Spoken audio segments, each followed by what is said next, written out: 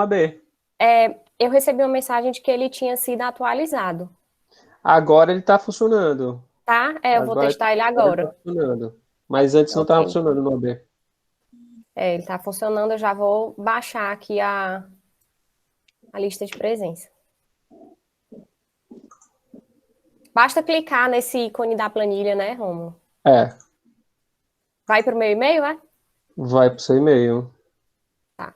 Porque não apareceu Aliás, nada vai para o aqui. seu Drive. Vai para Não, o seu eu sei, Drive. mas não aparece nada agora, né?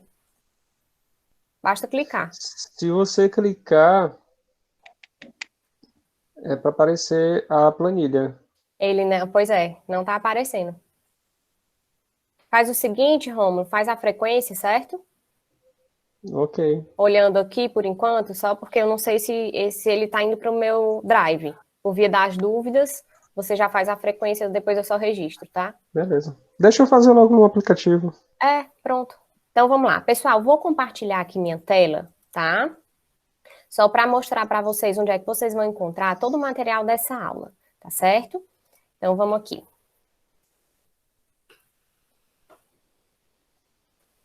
Como vocês já devem, né, ter visitado alguns aqui, vocês podem acessar o ambiente virtual lá no Unifor Online, por minhas disciplinas, né, clicando no ícone AVA do chapeuzinho de formatura, ou pelo EAD, tá? .unifor.br. E aí, uma vez que você entrar no seu ambiente virtual e selecionar a nossa turma de prática de sistemas reguladores, que é a turma 72, você vai ter acesso ao link, tá certo? Sempre será esse link, o nosso link de aula, tá bom? E aqui na unidade 1, nessa caixinha, certo? Unidade 1, você vai encontrar uma breve introdução, né, dos nossos objetivos das aulas relacionadas com essa unidade. Aqui nesse ícone de aulas síncronas, você vai encontrar os links das gravações. Então, terminou essa nossa aula hoje, que eu receber a gravação, o link já vai aqui para essa página, tá certo? Assim como, pessoal, o conteúdo de aula. Os PDFs, né, as mini aulas que eu utilizar, que o professor Romulo utilizar, a gente já coloca aqui, ó, nessa pastinha aulas em PDF. Tá? Inclusive, eu já coloquei os meus, tá certo? Ó, você já encontra aqui o meu PDF que eu vou usar hoje na nossa conversa, tá? Então, só reforçando esse caminho, né, para que vocês acessem ao conteúdo, tanto de material em PDF, sugestão de leitura, gravação das aulas. Alguma dúvida? Tudo ok? Beleza, então vamos lá. Eu vou agora compartilhar a minha apresentação, tá? Alguns aqui, né, já me conhecem de ontem. Eu também sou professora de dinâmica celular, então quando a gente se encontrar, a gente tem que trocar o HD, tá certo? Porque tem um momento de regulador com a Marina e tem um momento de dinâmica com a Marina, né? Então, para a gente não misturar as coisas, tá certo? Então, toda terça-feira, nesse horário cedo de manhã, eu estarei com vocês em sistemas reguladores na parte de histologia das nossas aulas práticas. E o professor Romulo com a anatomia, ok? Tá certo? Romulo quer falar alguma coisa? Não, tudo bem, Marino. Pode, Não? pode Então iniciar. eu vou Pode iniciar. Eu já começar, tá conversei bom? com eles agora no AB, Tá. né? Então, Já estava qualquer coisa, conversando. desliga teu microfone, né, para o áudio Beleza, ficar beleza, bem limpo, tá? Todo mundo beleza. com o microfone desligado. Qualquer dúvida, fiquem à vontade para sinalizar pelo chat, tá certo?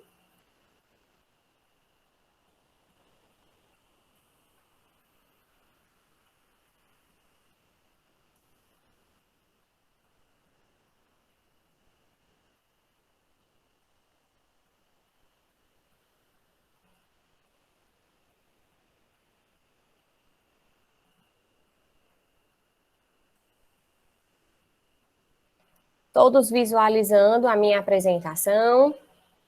Faz o ok, Veridiana. Eu estou te vendo, você, a Lívia, certo? Então, vamos lá. Pessoal, é o seguinte, essa nossa primeira aula, ela é uma aula de introdução, né, à histologia.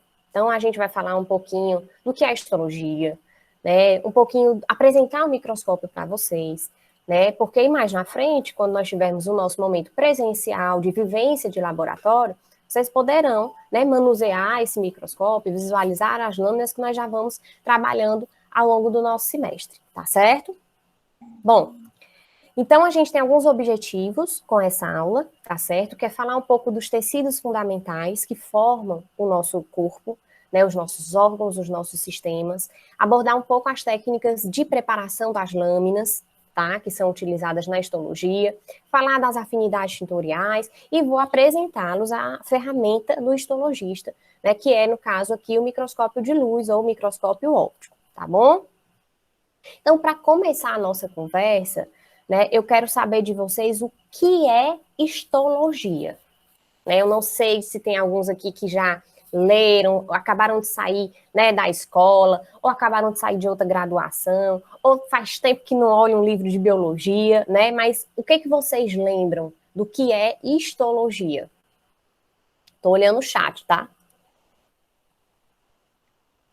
Vou acompanhar. Que estuda os tecidos? Estuda os tecidos. Boa. E o que é um tecido?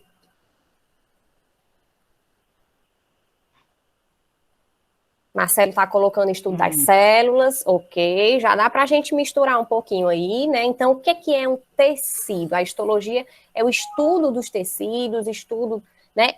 Aí a Estela colocou um conjunto de células, né? Então, a gente tem que pensar que a unidade fundamental, a unidade básica da vida, né? Qualquer coisa viva, que normalmente chamamos de organismo, né? É a célula.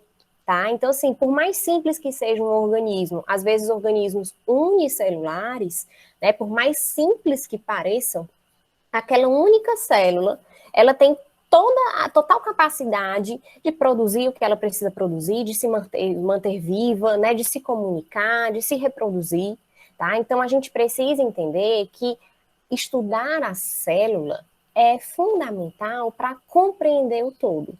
E aí, à medida que as células elas se agrupam, muitas vezes com a mesma origem embrionária, tá? Durante o desenvolvimento daquele ser, elas passam a se diferenciar, né? E assumirem funções. E na hora que a gente fala de um conjunto de células que tem a mesma função, que tem a mesma origem embrionária, a gente diz que aquilo é um tecido, né? E aí a gente tem que lembrar da organização biológica, né? O que gera a complexidade, por exemplo, de organismos pluricelulares como seres humanos. À medida que essas células vão se organizando, vão se concentrando em determinadas funções, assumindo determinadas características, vão formando os nossos tecidos. E aí, quando eu tenho tecidos diferentes, com funções diferentes, que se agrupam, eles formam o quê? Bora?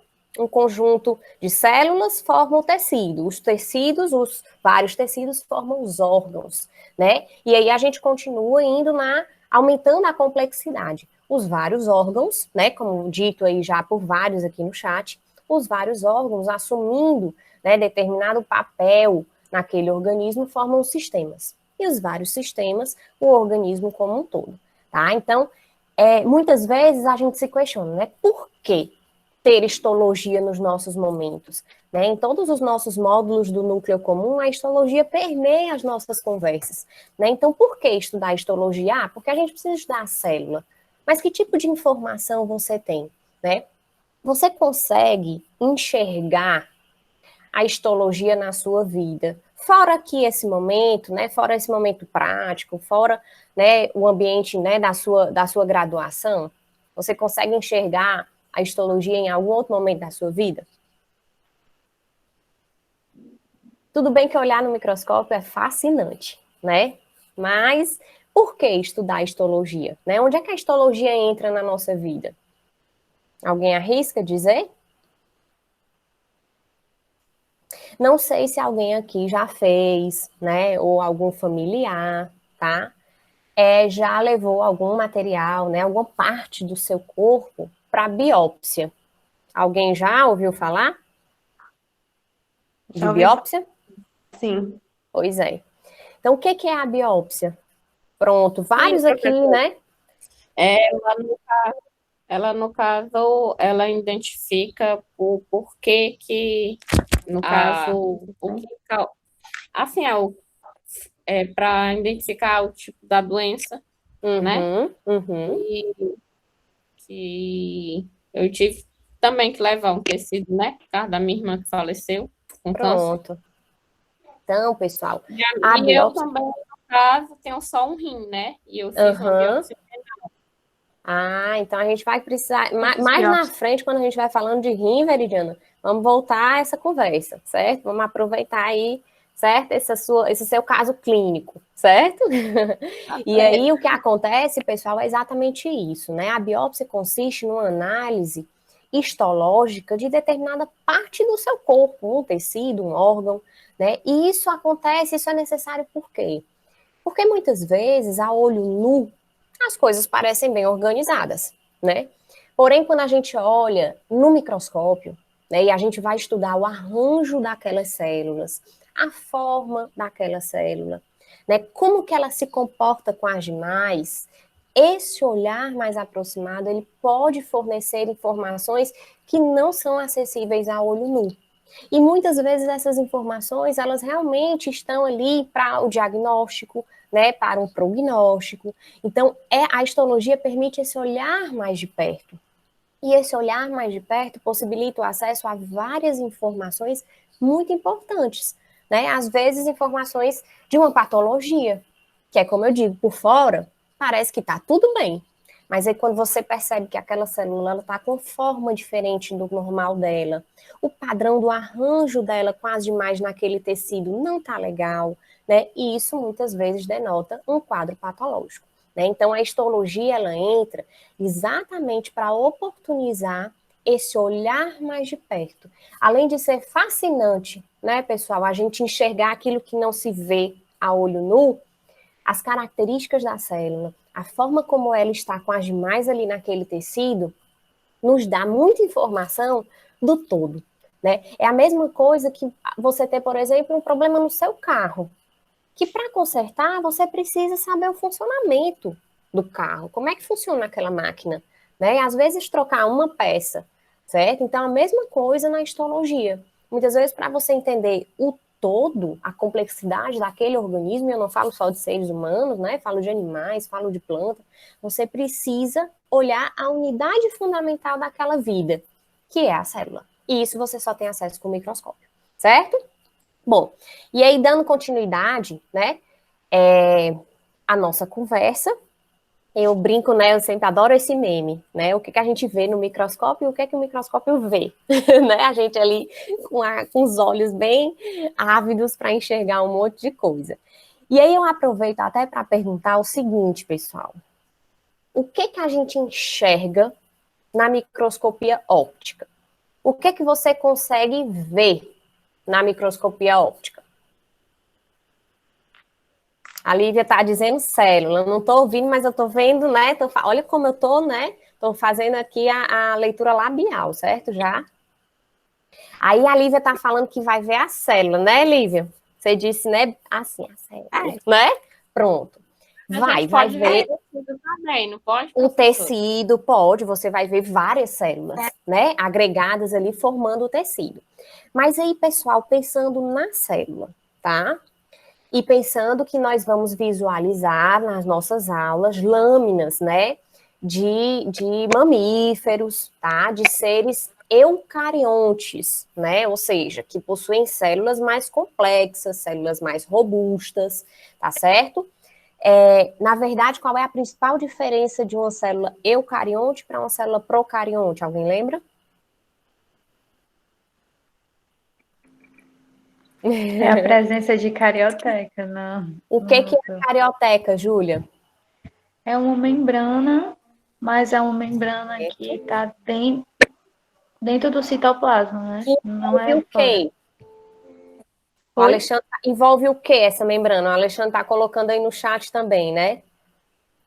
O núcleo, né? Ou seja, nas células eucariontes, nós temos uma membrana, né, delimitando a nossa informação genética, o nosso material genético, o nosso DNA, tá? Isso não acontece nas células procariontes, né? As células procariontes, elas têm um conteúdo genético bem menor, né? E esse material genético, ele fica difuso no citoplasma da célula. E aí, beleza.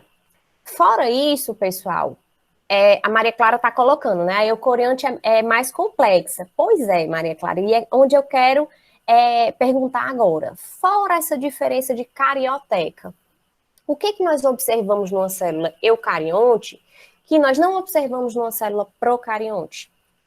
Fora a carioteca que a Júlia comentou, o Alexandre reforçou aí com a organização do núcleo. Alguém lembra?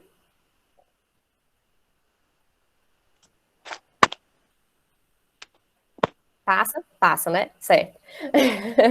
Pessoal, fora a membrana nuclear, a célula procariótica ela não tem organelas membranosas. E organela, o que são as organelas? Alguém lembra o nome de uma? Tem uma tão famosa que produz energia.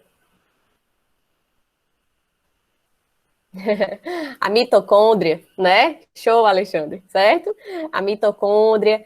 Nós temos os lisossomos, retículo endoplasmático, ou seja, uma série de subunidades, né, de estruturas subcelulares, que nós chamamos, que ocorrem funções, né, ocorrem atividades diferentes dentro da célula. A célula ela é como se fosse uma verdadeira cidade, a célula eucariótica, né, onde cada organela tem a sua função determinada, o seu papel ali dentro.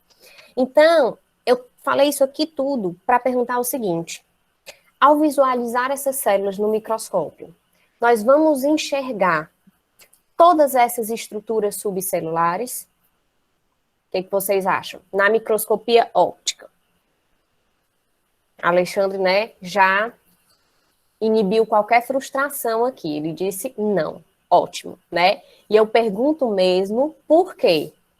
Porque existem estruturas, tá, que não são visíveis na microscopia óptica.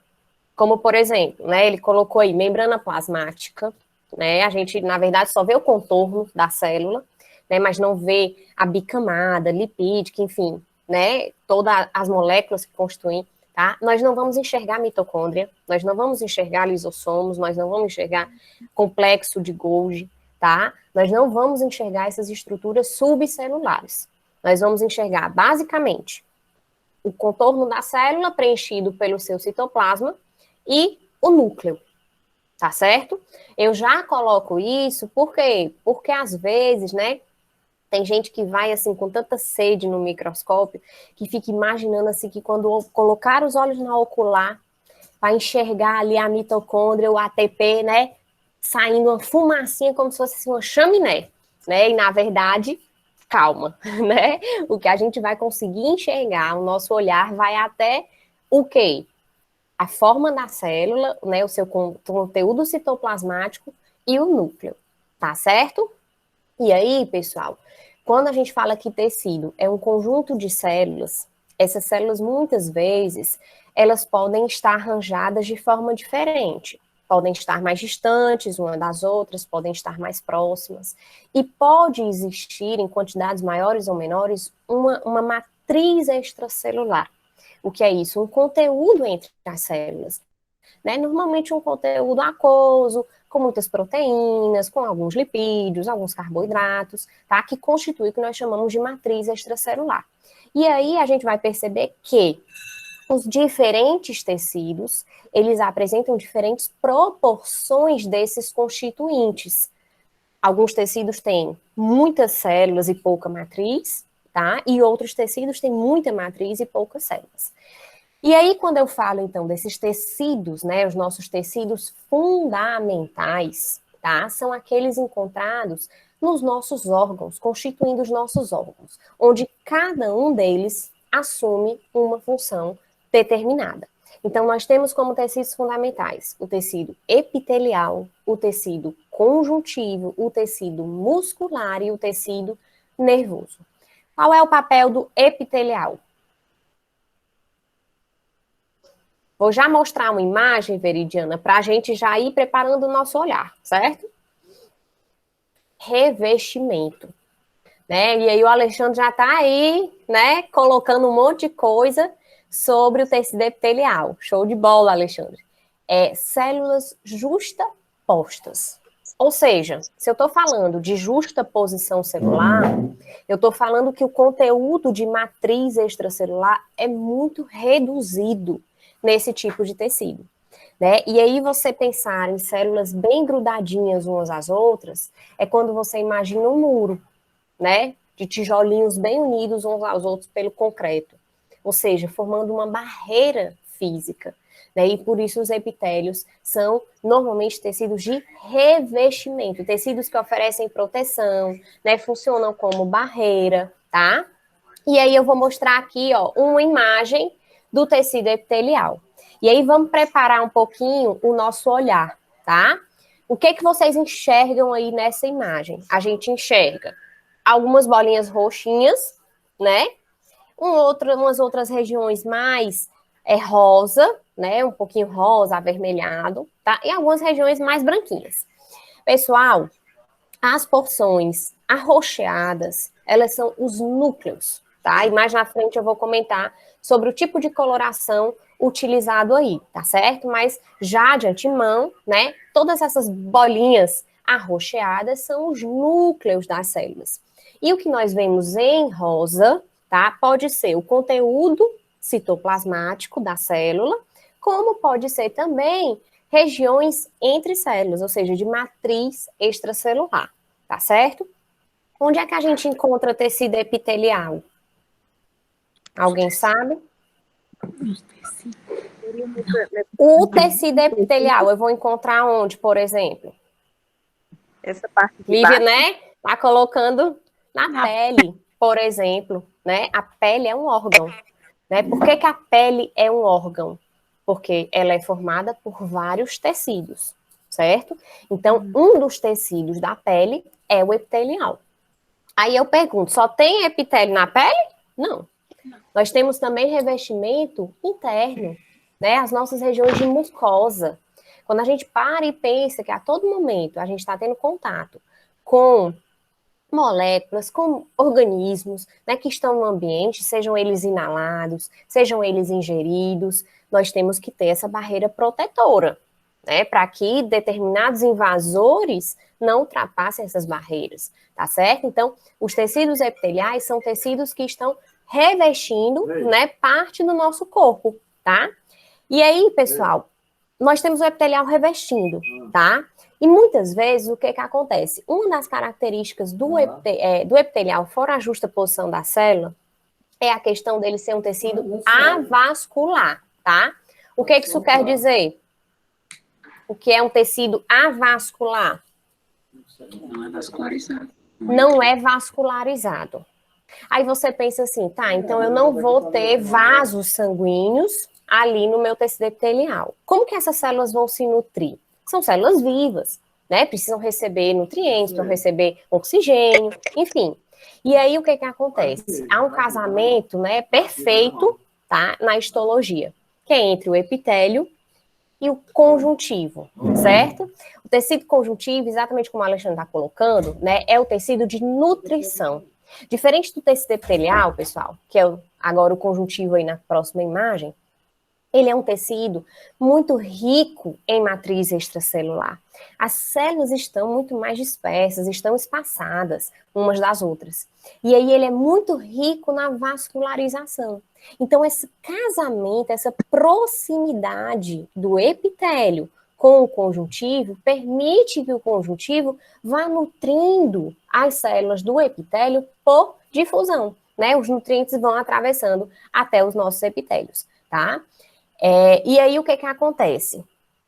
O conjuntivo, ele já assume uma função de preenchimento, tá? Exatamente para trazer vascularização, para trazer nutrição aos órgãos onde ele se encontra, tá certo? E aí, assim, o que tem nessa matriz extracelular, né? Muitas vezes existem fibras proteicas, né? Por exemplo, uma que é bem famosa, né? Que a maioria das mulheres, né, falam muito aí, é, por exemplo, o colágeno, né? O colágeno, ele é uma fibra proteica encontrada no tecido conjuntivo, nessa matriz extracelular. E aí, dependendo, pessoal, da quantidade de fibras de sustentação nesse conjuntivo, a gente pode nomear ele como um conjuntivo frouxo, literalmente quando ele tem menos fibras e mais células, tá? Ou ele é um conjuntivo denso, quando ele tem muitas fibras, poucas células, tá? Então, é mais ou menos a diferença, né? É nesse balanço. Muita célula, pouca fibra, ele é frouxo, tá? Que é normalmente o que está casado com os epitélios. Muita fibra e pouca célula, ele é denso. E aí ele normalmente é encontrado em outras regiões do órgão, tá certo? Epitelial, revestimento. Conjuntivo, preenchimento. E muscular? Qual é a função do tecido muscular em um órgão? A presença desse tecido permite o quê? Funcionamento. Movimento, contração, né? E aí eu digo que, mesmo que a gente não tenha nunca visto nada no microscópio, é muito fácil reconhecer histologicamente o tecido muscular, porque parece sim uma fatia de bife, né? Certo? Então, assim, o tecido muscular, ele está presente nos nossos órgãos para gerar movimento, né? Dar capacidade de contratilidade àquele órgão. Onde é que eu tenho tecido muscular no meu corpo? Aí você diz no corpo todo, você já pensa logo nos braços, nas pernas, né? E por dentro, tem músculo?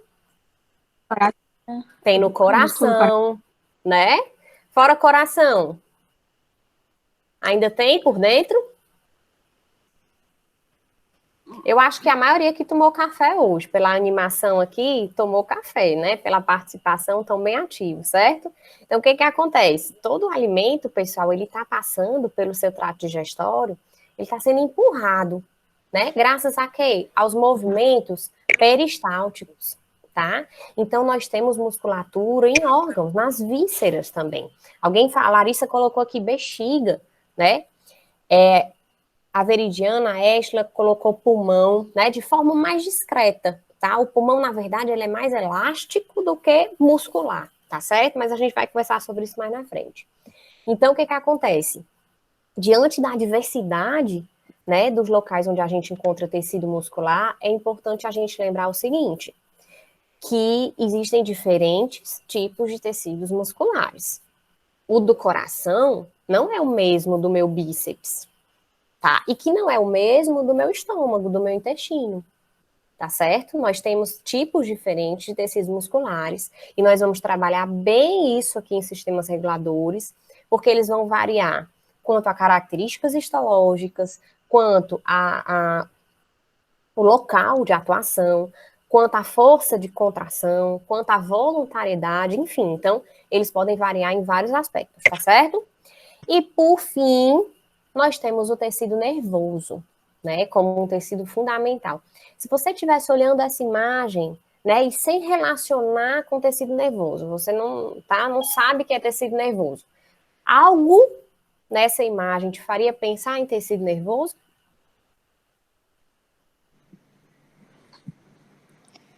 Olhando assim, alguma coisa na imagem? Essas partes mais amarelas parecem um axônio. Pronto, quando você vê essa parte alaranjada, né, amarelada, como a Júlia está comentando, você vê aquela coisa estrelada, né? E essa célula estrela, a gente lembra logo dos neurônios. Então, pessoal, o tecido nervoso, ele é um tecido fundamental, por quê? Porque ele permite, né, toda a parte de percepção, de captação de estímulo, geração de resposta, né? Que isso é uma das características do que nos faz vivos, né? A capacidade de responder tanto a fatores externos, né, como também internos. Né? Então, toda essa parte de comunicação é graças ao tecido nervoso presente nos nossos órgãos, tá? Vamos falar bem mais dele mais na frente. Então, aqui é apenas uma visão geral, né, para a gente dar uma relembrada das características básicas desses tecidos fundamentais, né, tendo consciência que cada um vai ter uma característica, né, quanto ao arranjo das células, quanto ao conteúdo de matriz e funcionalidade. E que juntos eles vão constituindo os nossos órgãos e assim os sistemas e assim o organismo completo, tá? Aqui eu trago apenas para comentar um pouquinho sobre o tecido epitelial. A gente falou há pouco que, por exemplo, o conjuntivo ele pode ser classificado como frouxo, como denso. O muscular, Ele pode ser classificado como esquelético, como cardíaco, como liso.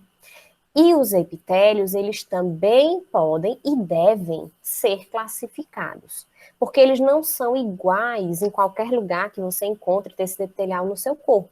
Existem epitélios mais fininhos, outros mais espessos, com a forma da célula mais cheinha, mais achatadinha. E isso é importante na hora que você descreve aquele epitélio daquele órgão, tá? Então, por exemplo, pessoal, quando a gente fala de um tecido epitelial, né, constituído por uma única camada de células, como a gente tem aqui na primeira imagem, tá? Nós denominamos ele de um tecido epitelial simples, certo? Uma única camada de célula.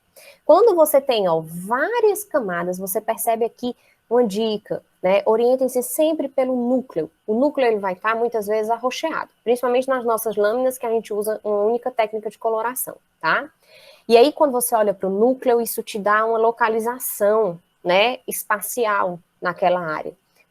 O núcleo, muitas vezes, ele acompanha a forma da célula, né? Então, quando você tem uma célula mais cuboide, o núcleo é mais arredondado. Quando você tem uma célula alongada, o núcleo é alongado. Quando você tem uma célula achatada, o núcleo é achatado. Então, o núcleo, ele ajuda muito a gente na hora dessa classificação. Então, quando você percebe um monte de núcleo um em cima do outro, é porque as células estão uma em cima das outras. E isso caracteriza um epitélio estratificado. Por quê? Porque ele tem camadas, ele tem estratos. Como, por exemplo, o da nossa pele, tá certo? Ainda temos, né, por exemplo, no nosso epitélio respiratório, o epitélio que a gente chama de pseudoestratificado. Pseudo normalmente é uma nomenclatura que denota falso, né? Aquele epitélio que parece ter duas ou mais camadas, quando na verdade as células são muito alongadas, os núcleos estão em alturas diferentes, dando uma falsa impressão de estratificação, tá certo? E aí, depois que você caracteriza o epitélio quanto à espessura dele, você caracteriza quanto à forma da célula. E mais uma vez eu reforço, olhem para a forma do núcleo. Núcleo achatado, célula achatada. Nós chamamos de células pavimentosas ou escamosas, tá? Núcleo arredondado, célula arredondada, normalmente é uma célula cúbica, cuboide, tá? Núcleo alongado, célula alongada. Normalmente uma célula prismática ou colunar, tá? Ou cilíndrica, certo?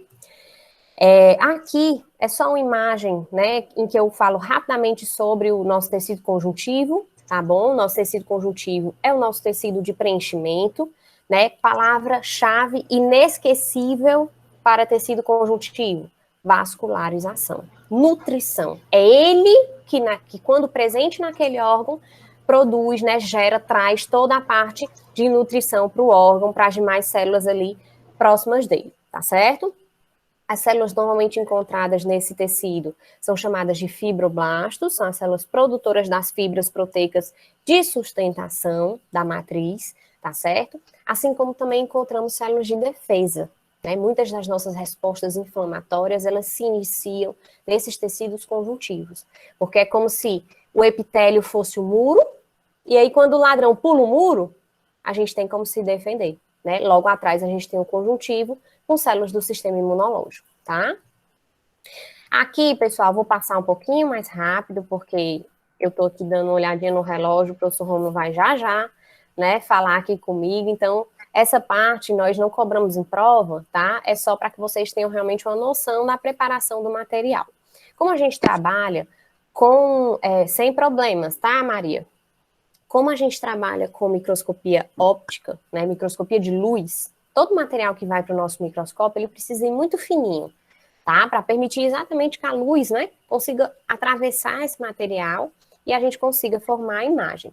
Então, existe todo um protocolo, né, de preparação da amostra que consiste na fixação, né, no corte, certo? Para, então, preparação. E aí, pessoal, uma vez que você tem um material, né, um fragmento de um órgão cortado, já fatiadinho, certo? Você precisa colorir. Por quê? Porque as nossas células não têm cor, né? Na verdade, quando a gente tem um pouco mais de tempo, eu até pergunto para vocês isso, que cor as nossas células têm? Aí, às vezes, tem gente que fala, Marina, é azul, né, com vermelho. Depende, se for Fortaleza, né? Pode ser preto com branco, a Ceará, né? Na verdade, pessoal, as nossas células não têm cor, né? A única célula pigmentada que nós temos no corpo são as nossas hemácias, né? As nossas células sanguíneas transportadoras de gases, tá? Então, todas as outras nós colorimos. Exatamente para quê? Para que a gente consiga distinguir melhor os constituintes, né? E aferir a forma daquela célula, aferir o arranjo dela naquele tecido, tá? E aí é quando eu comento sobre as afinidades tintoriais e falo para vocês o par de corantes que nós utilizamos nas nossas lâminas, tá? É o par, muitas vezes, denominado pela sigla HE. H de hematoxilina e E de eosina, tá certo? Hematoxilina, pessoal, é um corante básico. Então, por afinidade química, ele gosta de moléculas de regiões ácidas da célula. Aí, quando você diz assim, Marinha, onde é que é ácido dentro de uma célula? Estou perguntando. Estômago.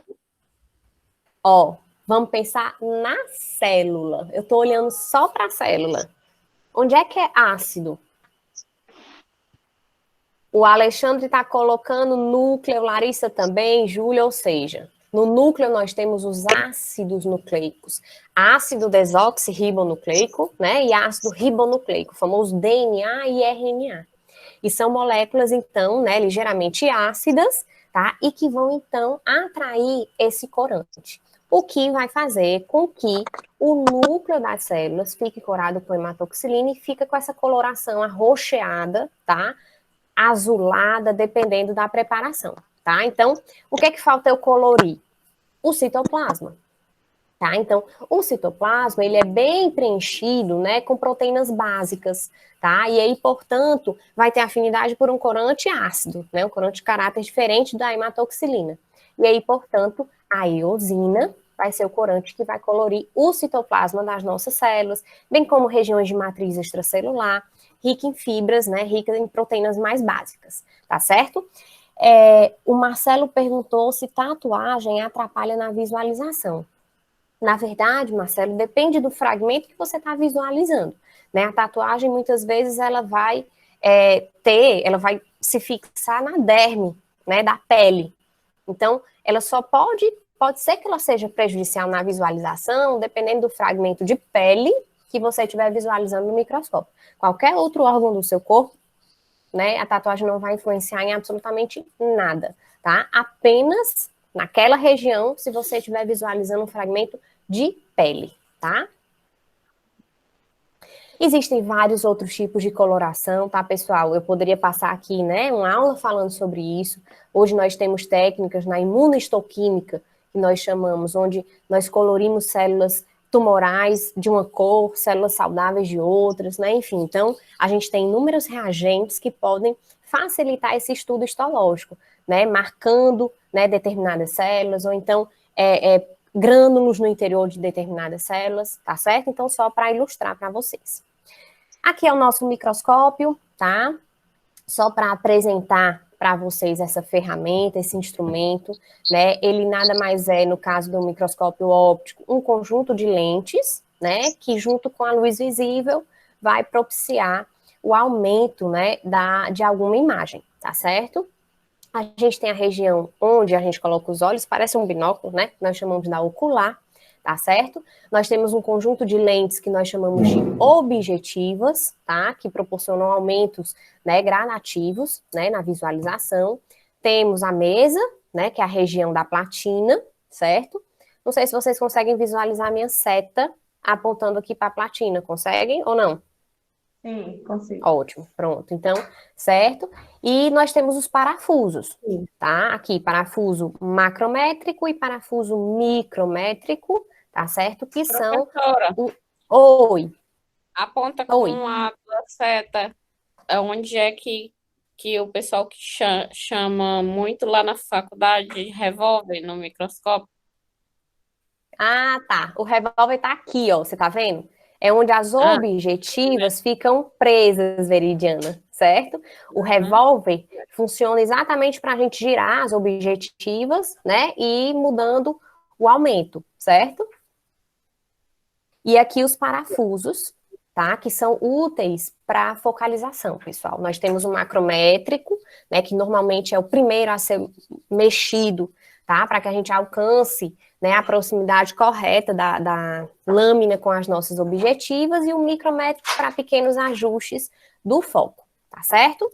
Bom, e aí para fechar a nossa conversa aqui hoje, eu trago, tá, uma lâmina, que é a lâmina da bexiga, para que a gente já possa trabalhar com alguns tecidos, tá certo? Professor Rômulo, você me dá mais 5 minutinhos? Só 5. Pode ser? Não, eu vendo. Tá bom, então depois a gente fecha o negócio, certo? Dá certo. Então, pessoal, a gente vai agora para um programa, tá? Que é um programa do nosso microscópio virtual mesmo, tá? O mesmo que, né, a gente usaria presencialmente, tá certo? Então, eu vou parar um pouquinho essa apresentação dessa tela para então apresentar a minha tela inteira. E aí eu já não vou mais ver o chat por enquanto, tá certo? Porque aí eu vou ficar na tela do microscópio e qualquer coisa liguem o microfone para falar comigo, tá bom? Bom, pessoal, então acho que vocês estão vendo aqui, né? A minha imagem histológica. Dá um Sim. ok. Ótimo. Sim. Pronto. Então, pessoal, o que que acontece? Nessa lâmina de hoje, nós temos a bexiga, né? A bexiga, ela é um órgão responsável pelo armazenamento da urina, né? Um órgão do sistema urinário. Então, é um órgão que tem cavidade, né? Isso já traz para a gente um conceito muito importante na histologia. Todo órgão com cavidade, essa cavidade nós chamamos de luz ou lúmen do órgão. Rômulo, a minha seta aparece? Aparece, Marina. Joia. Então, essa região interna do órgão nós chamamos de luz ou lúmen, tá? E na histologia, pessoal, sempre que nós estivermos observando órgãos com cavidade, nós vamos olhar de dentro para fora, para que a gente possa reconhecer os tecidos que constituem aquele órgão. Então, eu vou dar uma aproximada, ó. Vocês estão aproximando aqui comigo, certo? Para que a gente possa, então, identificar pelo menos os nossos tecidos fundamentais, alguns dos tecidos fundamentais que a gente conversou há pouco, tá bom? Vocês conseguem perceber essa região mais arroxeada nessa borda interna do órgão? Sim. Ótimo. Sim. Alguém arrisca dizer que tecido é esse? Perfeito, pessoal. Alguém arrisca dizer que tecido é esse? É o núcleo Epitelial. O tecido, né, é o tecido epitelial. Por quê? Porque ele está aqui revestindo internamente o órgão. Então, vamos olhar mais de pertinho ele aqui, ó. Estou vendo as bolinhas arroxeadas, que são os núcleos. E da forma como esses núcleos estão dispostos aqui, bem pertinho dos outros, né? Ou seja, a justa posição característica do epitélio, tá? Vamos agora classificar esse epitélio, tá certo? Nós temos aqui um epitélio com várias camadas, então eu chamo esse epitélio de epitélio o quê? estratificado. Show, estratificado. Falta a gente classificar agora quanto a quê? Alguém lembra? A forma da célula, perfeito. Para ver a forma da célula, eu posso olhar para a forma do núcleo, né? Que eu disse que sempre acompanha. E aqui eu vejo um núcleo bem redondinho. Então, quer dizer que a minha célula é de que forma? Cilindro. Na verdade, a cilíndrica é quando o núcleo é mais alongadinho. Cúbica. Então, cúbica, show. Quase certo, né? Eu brinco que nessa aula de sistemas reguladores, logo a primeira, a gente já tem uma pegadinha, mas é a única, tá? Eu prometo. Na verdade, pessoal, a gente poderia caracterizar, né? Já classificar esse epitélio como epitélio estratificado cúbico. Mas, na verdade, o que que acontece com a bexiga? A bexiga é um órgão que armazena urina. Então, tem hora que essa bexiga tá vazia, tem hora que a bexiga tá cheia. Quando essa bexiga está cheia de urina, esse epitélio, ele adquire uma forma diferente. As células, inclusive, elas vão, ó, ficando achatadinhas. E para esse tipo de tecido, que é praticamente exclusivo da bexiga, tá? Você encontra em poucas regiões de ureteres ali próximo. nós classificamos esse epitélio como epitélio estratificado de transição, tá? Por quê? Porque as células transitam da forma cúbica à forma pavimentosa, achatadinha, dependendo do volume de urina no órgão, tá certo? Então, nós temos aqui um epitélio estratificado de transição. Casado com ele, logo aqui abaixo, onde eu vejo, ó, células mais espaçadas e muita matriz, inclusive com vasos, eu vejo quem? Bora? Que tecido é esse? Tecido conjuntivo. Tecido conjuntivo. Perfeito, tecido conjuntivo, e mais precisamente o conjuntivo frouxo, tá? Olha aqui, pessoal, isso aqui, ó, é um vaso, tá cheio de hemácia dentro. Olha a prova viva, né? Prova viva de que eu tô falando de conjuntivo. Vascularização, nutrição, tá? Quando eu venho me Professora. afastando... Oi. A lâmina basal poderia ser caracterizada por aquele encontro ali, não? Entre Na ambos? verdade, às vezes... Quem que tá falando? Que eu não tô vendo. Alexandre, desculpa. Oi, Alexandre, pronto. Às vezes a lâmina basal, ela não fica muito visível pra gente, tá? Porque ela é muito discreta aqui nesse encontro, né? Nessa transição do epitélio pro conjuntivo, tá certo? Então, assim, aqui, por exemplo, eu nem consigo apontá-la, tá? Às vezes Certo. ela fica um pouco mais evidente quando você tá com um tecido simples, com um epitélio simples. Aí você consegue Certo. enxergar melhor, tá? Mas assim, normalmente microscopia óptica não dá resolução para isso, tá? Aproveitando, inclusive, a colocação do Professora. Alexandre. Oi, É a Veridiana. certo. Professora, não vai rir não, viu? De jeito nenhum. Por exemplo, você está mostrando o tecido da bexiga, né? Certo. Isso. Eu sei que você está explicando o tecido conjuntivo, o Isso. núcleo, a célula, essas coisas. Isso. Mas eu queria saber, assim, se tem a lâmina dela, a bexiga cheia, a bexiga vazia. Não, como é? não tem, Veridiana. A gente só tem essa daqui da bexiga e que pelo perfil dela, ela tá esvaziada, tá? Por quê? Porque a célula, ó, tá mais arredondadinha, certo? Ah. Muitas vezes, quando a gente vai produzir a lâmina, o conteúdo interno do órgão é perdido, né? Então, esses órgãos que poderiam estar mais cheinhos, eles ficam mais esvaziados, tá? Foi muito boa a sua Tá. pergunta, viu? Foi muito boa. Ok, então, pessoal, ó, eu vi aqui o epitélio, eu vi aqui o conjuntivo, e aí só comentando algo que o Alexandre, né, tocou, às vezes esse conjuntivo que a gente encontra casado com o epitelial, ele pode ser chamado também de lâmina própria, tá certo? Só porque vocês podem encontrar isso nos livros. Tô me afastando, e o que é que eu tô Professora, começando só a ver? uma Oi, dúvida. diga. Você disse que era conjuntivo frouxo. E o que é que Isso. caracteriza ele ser frouxo? Pronto, vamos aqui, olha aqui, ó, quem tá falando? Eu gosto de falar pelo nome. A Júlia. Júlia, seguinte, quando você olha essa imagem que eu tenho aqui, tá? Que você percebe, ó, esse conjuntivo eu vejo células, né? Porque eu tô vendo os núcleos aqui, e vejo matriz extracelular aqui em rosa, corado com eosina, tá? Quando eu venho mais pra cá, eu já não tô vendo tanta célula, concorda? Mas eu tô vendo, ó, ainda muita matriz.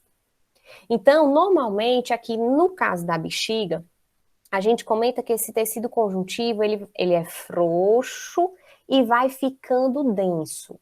Por quê? Porque ele é frouxo quando ele tem muita célula e pouca matriz, assim, né? Nessa proporção, tá? Menos fibras. Denso quando eu encontro pouca célula e mais fibra, tá? Então, a gente vai diferenciar o frouxo do denso. Fibra, no caso... Desculpa, professora. Nada, pode falar. Fibra, no caso, essa parte branca? As fibras, elas estão aqui, ó, nessa região, tanto rosinha como branca. Aí vocês, Marina, tá branco porque não tem nada? Não. Porque, às vezes, dependendo das características dessas proteínas, elas não coram tão bem com a eosina. Mas não quer dizer que não tenha nada, que seja um vazio aqui. Isso aqui é tudo preenchido. Conjuntivo é preenchimento, tá? O que às vezes falta é um pouco de coloração, dependendo das proteínas encontradas nessa matriz.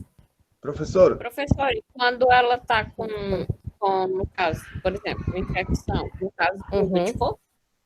Pronto. No caso de um processo, né, inflamatório, a gente vai ter algumas diferenças aqui, principalmente nesse conjuntivo, porque ele vai ficar mais rico em células do sistema imunológico, né, porque está ocorrendo ali uma reação de defesa, uma reação de ataque, né, então o que mudaria seria mais o perfil aqui desse conjuntivo, no que a gente chama com infiltrado, ou seja, com isso, aumentaria o conteúdo celular, né, aqui dessa região do conjuntivo próximo ao epitélio. Alexandre? Professora? Oi. Não, É o Lincoln. Lincoln. É o Lincoln. Oi, Lincoln, diga. A senhora volta aqui para o tecido Volta. conjuntivo. Certo? A senhora falou que ele, que a menina perguntou como é Do frouxo e caracterizado do por ser denso. frouxo ou denso. Uhum. A senhora teve que vir descendo para comparar a quantidade de células que tinham lá e tinham mais próximo aqui do epitélio, né? Isso, ó. Quando você Se a senhora olha... tivesse só a imagem desse mais próximo do epitélio, teria como... Porque o tipo, o que é que define muita Pronto. célula ou pouca célula? Pronto. Lincoln, Olhando só para essa imagem aí. mais fácil ainda. Se você está olhando para um conjuntivo colado no epitélio, é 99% de chance dele ser frouxo. Certo? Então, assim, o casamento é muito claro. Tá vendo um conjuntivo pertinho, colado do epitélio, ele é frouxo. A tendência é que ele vá se tornando denso, perdendo a quantidade de célula e aumentando a quantidade de fibra à medida que ele se afasta do epitélio. Certo? Deu para entender? Então, Eu não entendi o sempre vai epitélio. ter que fazer essa comparação, com a parte densa, se ele... Não, nem sempre. Se eu pedisse, né, para você guardar uma informação sobre isso agora, eu pediria a seguinte: lembre-se que sempre atrás do epitélio eu tenho o conjuntivo frouxo, que tem mais célula e menos fibra. Sempre vai ter. Sempre vai ter, porque é ele que nutre as células do epitélio. Por conta desses vasinhos aqui, ó, que ele é cheio. O frouxo tem muito vaso, Certo. certo? Esses vasinhos pequenininho, branquinho, é? Ó, aqui, ó, com hemácia dentro, ó, vocês estão vendo essas laranjinhas dentro? Isso aqui é hemácia, é sangue dentro desse vaso. Você tem vasos maiores, menores, ó, pequenos capilares. A gente ainda vai trabalhar com vaso mais na frente. Não se cobrem agora, não, tá? Eu quero que pelo menos vocês consigam identificar o global da coisa. Que eu tenho um epitélio revestindo, eu tenho um conjuntivo frouxo aqui para preencher e para nutrir, vascularizado, e eu ainda encontro um outro fundamental nessa lâmina. Qual é? Olha aqui. Tá com cara de quê? Muscular. Muscular. E tratando-se de músculo visceral, ou seja, tecido muscular em órgãos internos, é musculatura lisa, tá certo? A gente ainda vai trabalhar esse conceito outras vezes, mas não esqueçam. Musculatura visceral é musculatura lisa, contração lenta, fraca, involuntária, tá? Ah, professora, eu tô vendo aqui, isso aqui é músculo, isso aqui? É músculo Alguém também, só que em outro corte. Muito bem, quem foi que falou? Larícia. Muito bem, certo? Ó, eu brinco, né? Isso aqui tá ficando até gravado, né? Que o tecido muscular nos órgãos, ele se dispõe em vários sentidos, né? E tem regiões que vai parecer uma carne moída, em outras vai parecer um bife, tá? Mas é músculo do mesmo jeito, só muda o corte, beleza? Coisa Normalmente, boa, né? Vermelho. Normalmente esse corte, tá? Que parece a carne moída, a gente chama do corte transversal. E esse aqui, que parece o bife, é o corte longitudinal, tá certo? Bom, pessoal, então eu vou só... Professora, Oi. mas por que a senhora... Por que aí é músculo? Por que que é músculo? Pelas características. Olha, é o Lincoln, né? De novo? É. Lincoln, olha aqui a forma dessa célula, como já é diferente. Eu tenho uma célula com as extremidades afiladinhas, um núcleo centralizado, tá? Então, com todas essas características, ó, da disposição, né, formando esses feixes, certo? É o que caracteriza tecido muscular.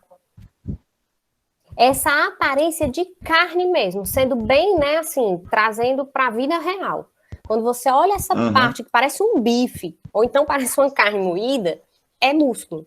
Agora, dependendo de quantos núcleos essa célula tem, da forma que ela tem, ela pode ser um tipo muscular ou outro. A gente ainda vai trabalhar esses conceitos mais na frente, certo? Certo. Ah, obrigado. Tá? Então, pessoal, eu já estou muito atrasada, certo? Dá tempo de fazer uma atividade, Romulo? É só uma atividade. Um segundo? 2. Certo? 2 segundos. Marcando a partir de agora. Pronto, tá. Bom, então, pessoal, ó, agora eu tô só no Meet, tá certo? Eu vou colocar para vocês aqui um link, tá? No chat. Com um código, tá certo? Que eu quero que vocês entrem.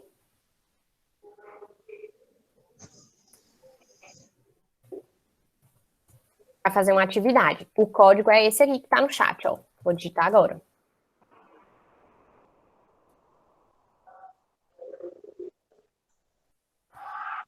Vejam aí se vocês conseguem acessar, para a gente fazer só aqui um rápido quiz, né? Assim, um rápido teste, tá?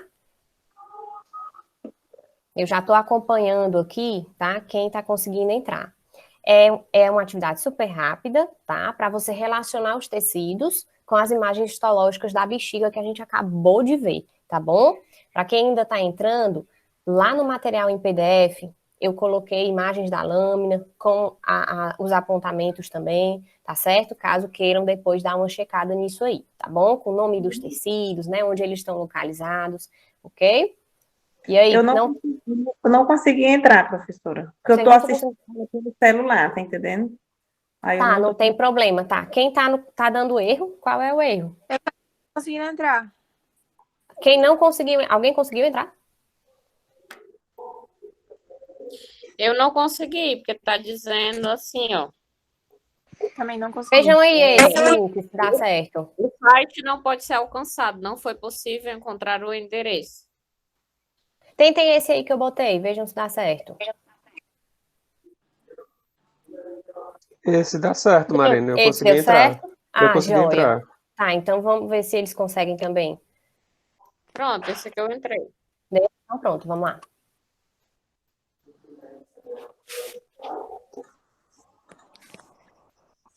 Tô esperando mais gente entrar.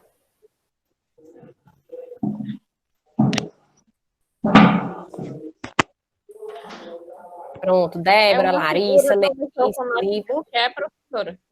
Oi? É a figura que a pessoa O com que eu notebook é. Ó, pessoal, o que vocês vão fazer? Vocês vão relacionar as caixinhas com as imagens histológicas, certo? Você tem uma caixinha que é tecido que fica em contato direto com a urina. Tem outra caixinha que é tecido responsável pela contratilidade do órgão. E outra caixinha que é região com intensa vascularização. E 3 imagens iguais, com setas em locais diferentes, apontando para tecidos diferentes. Professora, tá aparecendo o quê? É o quê? Vai aparecer o quê? Células? Vai aparecer alguns cartões e vai aparecer também as imagens da lâmina, da bexiga, que a gente acabou de ver. Não, eu tô aqui no link que a senhora mandou, tá aparecendo um notebook para mim. Nesse link que eu acabei de Aí mandar. bota lá embaixo. Lá embaixo tem para continuar. Ah, continua. Bota né? continue, Peraí. Certo.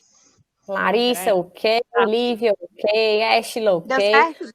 Professor Rômulo, ok. Gustavo, Júlia, Alexandre.